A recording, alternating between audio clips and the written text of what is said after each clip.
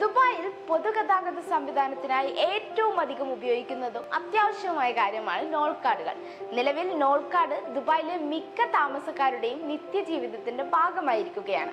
ഇനി നോൾ കാർഡുകൾ digital wallet ആവാൻ പോവുകയാണ്. നിലവിലെ കാർഡുകൾ പൂർണ്ണമായും ഡിജിറ്റൽ വാലറ്റുകളാക്കുന്നതിനും മറ്റ് നൂതന സംവിധാനങ്ങൾ ഏർപ്പെടുത്താനുമാണ് RTA തീരുമാനിച്ചിട്ടുള്ളത്. പദ്ധതി നടപ്പാക്കാൻ അതോറിറ്റി 35 കോടി ദിർഹത്തിന്റെ കരാർ നൽകിയിരിക്കുകയാണ്. കഴിഞ്ഞ ഡിസംബറിൽ RTA പ്രഖ്യാപിച്ച digital strategy road map 2023 to 2030 പദ്ധതിയിൽ ഉൾപ്പെടുത്തിയാണ് നടപടി. ദുബായിലെ എല്ലാ ഗതാഗത സംവിധാനങ്ങളിലും എളുപ്പത്തിലുള്ള യാത്രയാണ് പുതിയ ഡിജിറ്റൽ വാലറ്റ് സംവിധാനം വഴി ലക്ഷ്യമിടുന്നത്.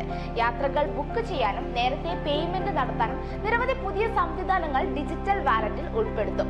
കുടുംബത്തിന് ഒരുമിച്ചും ഗ്രൂപ്പുകളായുമുള്ള യാത്രകൾക്കും ഉപയോഗിക്കുന്ന സംവിധാനവും ഇതിലുണ്ടാകും.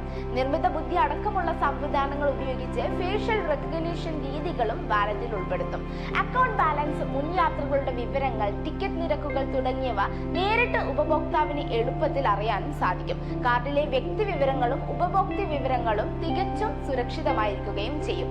എന്തായാലും ഉടനെ തന്നെ ഈ ഒരു മാറ്റം നടപ്പിലാക്കുന്നതായിരിക്കും. ഇതുപോലുള്ള ഇൻഫോർമേറ്റീവ് വീഡിയോസിനായി പേജ് ഫോളോ ചെയ്യാം.